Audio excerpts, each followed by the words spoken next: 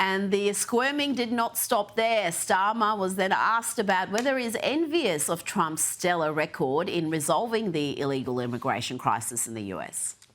The president makes it look easy dealing with illegal migration. You must be envious of his record in such a short period of time. Well, I think we've been discussing irregular, illegal migration is a huge issue in both of our countries. In the United Kingdom, it is a real cause for concern, and that's why we must bear down on it in all its aspects, upstream, across Europe, where a lot of ours comes into through northern France, across the Channel. Kosha, Trump's really shown these leaders that the illegal immigration crisis can be solved. It is not an issue that's too big to have an answer. You just have to have the will and the policies to make it happen. And he's did it in such quick time. And I think that's what's shocked so many people. That line in his State of the Union address, or joint address that he gave just weeks into his presidency, where he said, we heard for years that you needed more legislation or comprehensive immigration reform, and it turns out all you needed was a new president. Yeah. That's going to go down in the history books because he's done it. As you say, in less than 100 days, border crossings are virtually zero. And we all know that immigration has been really a debacle for Western countries over the last half century. He's laying that bare. He's showing that it can be turned around, and it's just making the rest of the world leaders look totally impotent and feckless that they're not able to do this. Their populations are crying out for it. They don't want any more of it, and he can just sit there now and take a victory lap and really show them up, as he should. Well, the solution seems to be from some of these countries, including in the UK, to crack down on free speech. And that was another topic for discussion, an issue that we know Trump cares passionately about.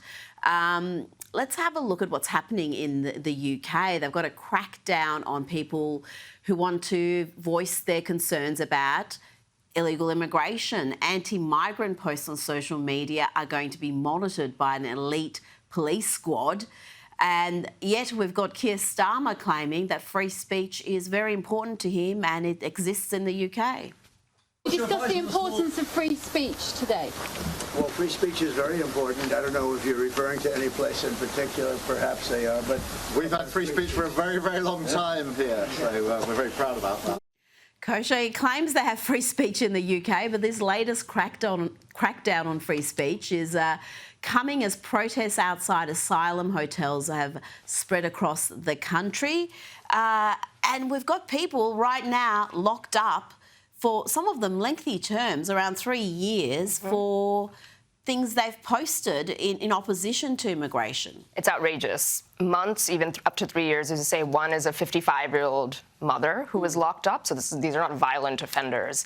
And this whole concept of hate speech or bigoted speech leading to these task forces for immigration. They also did it for COVID in 2020, 2021. They had a secret sort of investigative unit that was looking to combat disinformation around various COVID measures that potentially could lead to prosecutions or arrests, and I think did in some cases. So Keir Starmer is right in that there is a long history of free speech in the UK, going all the way back to the Magna Carta in 1215. That's where it all germinated out of. That's what makes it even more shameful and sad that they're doing this. Exactly. It has to be defended. And this issue is only going to brew. It's headed towards a collision course because in addition to arresting their own citizens like they have, they're doing things like putting these huge fines against American big tech companies who are not without sin, those big tech players. However, they're appealing all of them, and these other governments coming in and trying to find 6, 8, 10% of global revenues is going to come into Trump trade deals and other negotiations as well. So this fight is just getting started. It's crazy. I've been seeing screen grabs that people have posted from the UK where just posts about immigration are completely blanked out. You can see them elsewhere in the world, but you can't see them in the UK. And we've got people who have been accused of incitement via their tweets, serving longer jail terms, some of them, than people involved in the grooming gang scandal. I mean, it's just outrageous. Absolutely crazy. We've got more squirming from the UK Prime Minister here. Trump's asked about whether he's going to go to London, and he can't help mentioning Sadiq Khan, the mayor, and how terrible he is. You visit London during the state visit? I will. I'm not a fan of your mayor. Why not? I think he's done a terrible job, the mayor of London, but a nasty person. I think he's done. I think He's a friend of mine, right? No, I think he's done a terrible job. But I would certainly visit London. Yeah. I love how Trump just ignored what Keir Starmer said there and just reiterated, yes, Sadiq Khan is doing a terrible job. He's a nasty person. It's so funny because he says he's doing a terrible job, which is true if you want to defend that. Crime has been up, basically knife crime, violent crime, sexual assault. They call it something like there's a rape reported per hour now in London, even shoplifting and all these things. And not all of that is at his feet. There are other upstream reasons for it, but that's not a good record, even though it does bear saying that he's the only mayor who's been re-elected 3 times. So he does keep getting re-elected despite that. That is true. But I love how Trump added that extra personal layer. He's doing a terrible job as mayor and he's nasty. And that's when Keir Starmer felt the need to come in and defend him, and he just swatted it away. Nope, he's doing a bad job. Ignored it, just kept talking.